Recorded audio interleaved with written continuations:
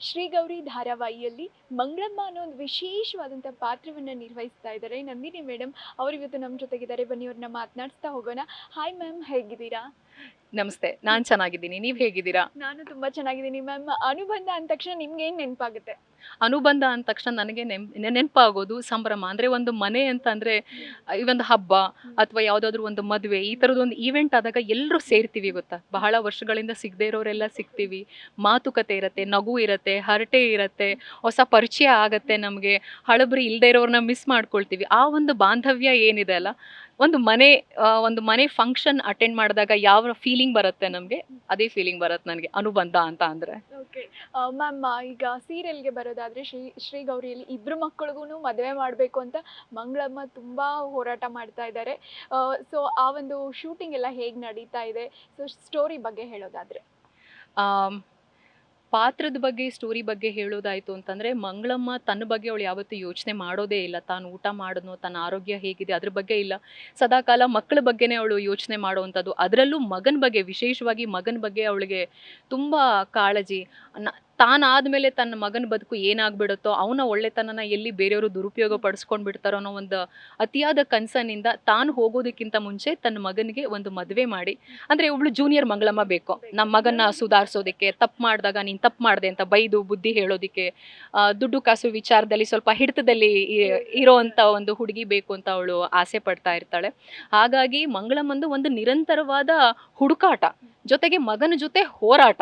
ಈ ಮಗನ ಮದುವೆ ವಿಷಯದಲ್ಲಂತೂ ಈ ಹುಡುಕಾಟ ಹೋರಾಟ ಅಂತೂ ಜೊತೆಯಾಗಿ ಸಾಕ್ತಾ ಇದೆ.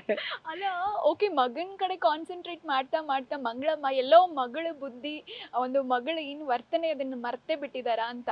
ಎಲ್ಲೋ ಒಂದೊಂದ್ಸರ್ತಿ ಏನಾಗುತ್ತೆ ಗೊತ್ತಾ, ಮನೆಯಲ್ಲಿ ಇವಾಗ ಒಂದ್ 2-3 ಜನ ಮಕ್ಳು ಇರ್ತಾರೆ ಅಂತ ಅನ್ಕೊಳ್ಳಿ. ಅದರಲ್ಲಿ ಯಾವ ಮಗು ಸ್ವಲ್ಪ ವೀಕ್ ಆಗಿರತ್ತೆ ಅಲ್ಲ, ಅಂದ್ರೆ ಅದು ಫಿಸಿಕಲ್ ವೀಕ್ನೆಸ್ ಇರ್ಬೋದು ಅಥವಾ ಒಂದು ಎಮೋಷನಲ್ ಮೆಂಟಲ್ ವೀಕ್ನೆಸ್ ಇರ್ಬೋದು, ತಂದೆ ತಾಯಿಯಾದವ್ರ ಗಮನ ಬೇರೆ ಮಗುಗಿಂತ ಹೆಚ್ಚಾಗಿ, ಆರೋಗ್ಯವಂತ ಮಗುಗಿಂತ ಹೆಚ್ಚಾಗಿ ಆ ಮಗುವಿನ ಮೇಲೆ ಗಮನ ಹೋಗತ್ತೆ, ಹೆಚ್ಚು ಗಮನ ಅಲ್ಲಿ ಕೊಡ್ತಾರೆ. ಸೊ ಮಂಗಳಮ್ಮನಿಗೆ ಹೇಗೆ ಅಂತಂದ್ರೆ, ಅಪ್ಪು ತರ ಇವಳು ಅರ್ಚನಾ ಅಲ್ಲ.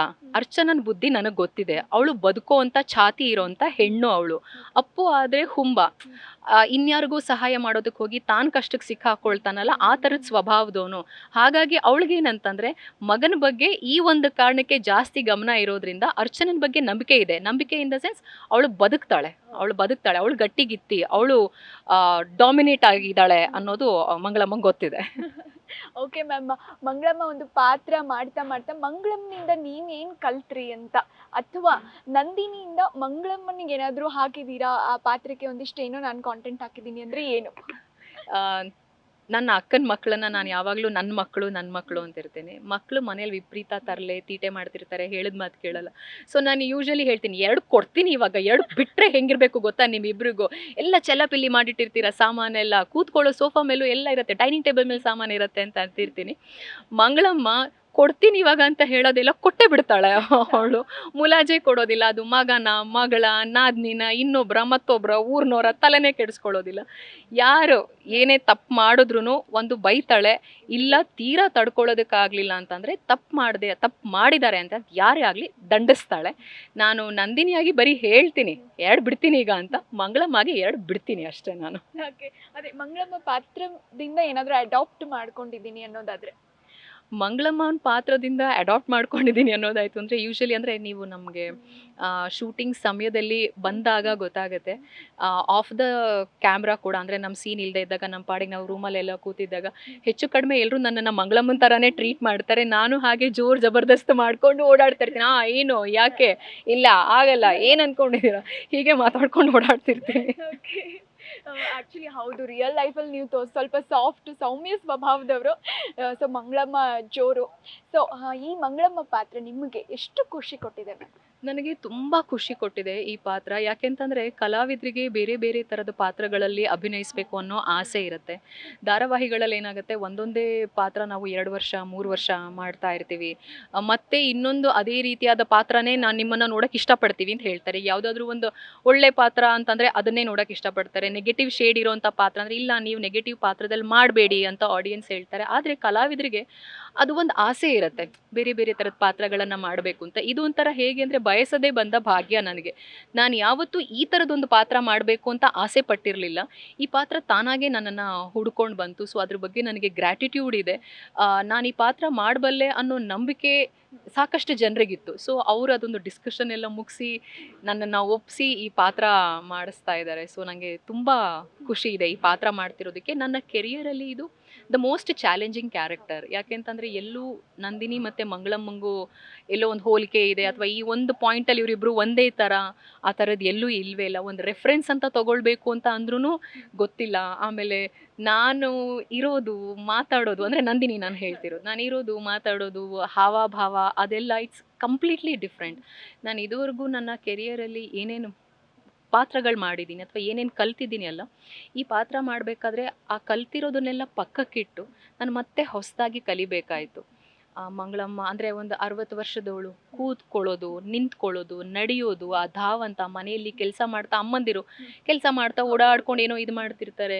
ಅವರ ಅಪಿಯರೆನ್ಸ್ ಬಗ್ಗೆ ಅವರು ಗಮನ ಕೊಟ್ಟಿರೋದಿಲ್ಲ. ಕೂದಲು ಹೆಂಗೋ ಗಂಟು ಹಾಕ್ಕೊಂಡಿರ್ತಾರೆ, ಸೀರೆ ಹೆಂಗೋ ಹೆಂಗೆ ಸಿಕ್ಸಿರ್ತಾರೆ. ಅವರ ಔಟ್ಲುಕ್ ಬಗ್ಗೆ ಅಮ್ಮಂದಿರು ಯಾವತ್ತೂ ತಲೆನೇ ಕೆಡಿಸ್ಕೊಳ್ಳೋದಿಲ್ಲ. ಅವ್ರಿಗೆ ಮನೆಯವರು ಅವ್ರ ಕುಟುಂಬ ಅಷ್ಟೇ ಆಗಿರುತ್ತೆ. ಸೊ ಇದೆಲ್ಲವನ್ನು ನಾನು ಕಲಿಬೇಕಾಯಿತು. ನಾವು ನಮ್ಮ ಮನೆಗಳಲ್ಲಿ ಇರೋದು ಬೇರೆ, ನಾವಿಲ್ಲಿ ಅಂದರೆ ಈ ಥರ ಹಿಂಗೆ ಮಾಡ್ತಾರಾ, ಹಿಂಗೆ ಇರ್ತಾರಾ, ಹಿಂಗೆ ಮಾತಾಡ್ತಾರಾ, ಹಿಂಗೆ ಮಾಡಬೇಕಾ, ಪ್ರತಿಯೊಂದನ್ನು ನಾನು ಇಲ್ಲಿ ಕಲ್ತಿದ್ದೀನಿ. ಮಂಗಳಮ್ಮನ ಪಾತ್ರ ಏನೇ ನೀವು ನೋಡ್ತಿದ್ದೀರಾ ಅದೆಲ್ಲವೂ ನಾನು ಇಲ್ಲಿ ಕಲ್ತಿದ್ದು ನಾನು. ಮ್ಯಾಮ್, ಕೊನೆ ಪ್ರಶ್ನೆ. ಜನ ಏನಾದರೂ ನಮ್ಮ ಮನೇಲೂ ಈ ಥರ ಒಬ್ರು ಇದ್ದಾರೆ ಅಂತ ನಿಮಗೆ ಬಂದ್ಬಿಟ್ಟು ಹೇಳಿದಾರ? ರೆಸ್ಪಾನ್ಸ್ ಯಾವ ಥರ ಇರುತ್ತೆ ಅಂತ? ಹೇಳಿದ್ದಾರೆ ನನಗೆ.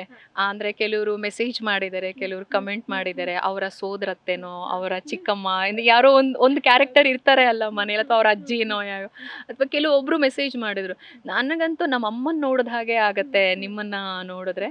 ಅಮ್ಮ ಇಲ್ಲ ಈಗ, ನಿಮ್ಮಲ್ಲಿ ನಾನು ಅಮ್ಮನ್ನ ಕಾಣ್ತೀನಿ ಅಂತ ಹೇಳಿ ನನಗೆ ಸೋಷಿಯಲ್ ಮೀಡಿಯಾದಲ್ಲಿ ಮೆಸೇಜ್ ಮಾಡಿದರು. ಸೊ ಒಂದೊಂದು ಸರ್ತಿ ಅನಿಸುತ್ತೆ ನಾವು ನಮ್ಮ ಪಾತ್ರ ಮಾಡ್ತಿದ್ದು ಅಂದರೆ ನಮ್ಮ ಕೆಲಸ ಮಾಡ್ತಿದ್ದೀವಿ, ನಮಗೆ ಪೇಮೆಂಟ್ ಬರುತ್ತೆ, ನಾವು ನಮ್ಮ ಮನೆಗೆ ಹೋಗ್ತೀವಿ, ಎಲ್ಲರೂ ಅವ್ರವ್ರ ಕೆಲಸ ಮಾಡ್ತಿದ್ದಾರೆ ಅಂತ. ಬಟ್ ಅದನ್ನು ಆಡಿಯನ್ಸ್ ರಿಸೀವ್ ಮಾಡೋ ರೀತಿ ಇದೆ ಅಲ್ಲ, ನಮ್ಮನ್ನು ಪಾತ್ರವಾಗಿ ನೋಡ್ತಾರೆ, ಜೊತೆಗೆ ಅವ್ರ ಮನೆಯವ್ರು ಯಾರ ಜೊತೆನೋ ಒಬ್ರ ಜೊತೆ ಗುರುತಿಸ್ಕೊಳ್ತಾರೆ ನಮ್ಮನ್ನು. ಆ ಒಂದು ಕನೆಕ್ಷನ್ ಅವ್ರು ನಮಗೆ ನೆನಪಿಸಿದಾಗ, ಅಥವಾ ನಮ್ಗೆ ಈ ಥರ ಫೀಲ್ ಆಯಿತು, ಅಥವಾ ನಮ್ಗೆ ಈ ಥರ ಅನ್ನಿಸ್ತು ಈ ಸೀನ್ ನೋಡಿದಾಗ, ಅಥವಾ ಹೀಗೆ ಏನೋ ಒಂದು ಇನ್ಸಿಡೆಂಟ್ ನಮ್ಮ ಮನೇಲಿ ಆಗಿತ್ತು ಅಂತ ಅಂದಾಗ ಅದೊಂಥರ ರಿಯಾಲಿಟಿ ಚೆಕ್ ನಮಗೆ. ಅಂದರೆ ಮಂಗಳಮ್ಮ ಪಾತ್ರ ಬೇರೆ ಅಲ್ಲ, ಹೊರಗಡೆ ಇರೋವಂಥ ಪಾತ್ರಗಳು ಬೇರೆ ಅಲ್ಲ. ಯಾರೋ ಒಬ್ಬರು ಮನೆಯಲ್ಲಿ ಯಾವುದೋ ಒಂದು ಕ್ಯಾರೆಕ್ಟರ್ ಮಂಗಳಮ್ಮನ ಥರ ಇದ್ದೇ ಇರ್ತಾರೆ. ಅದೆಲ್ಲ ಸ್ಪೆಷಲ್ ಕ್ಷಣಗಳು. ಹೌದು, ಖಂಡಿತ ಖಂಡಿತ. Thank you so much ma'am. ಇಷ್ಟೊತ್ತು ನಮ್ಮ ಜೊತೆ ಮಾತನಾಡಿದ್ದಕ್ಕೆ ಥ್ಯಾಂಕ್ ಯು. ಇದಾಗಿತ್ತು ಶ್ರೀ ಗೌರಿಯಲ್ಲಿ ಮಂಗಳಮ್ಮನಾಗಿ ನಮ್ಮನ್ನೆಲ್ಲ ರಂಜಿಸ್ತಕ್ಕಂಥ ಒಂದು ನಂದಿನಿ ಅವರ ಜೊತೆಗಿನ ಮಾತುಕತೆ. ಕ್ಯಾಮ್ರಾ ಪರ್ಸನ್ ಚಂದ್ರೇಶ್ ಜೊತೆ ಪ್ರಿಯಾಂಕಾ, ನ್ಯೂಸ್ ಫಸ್ಟ್.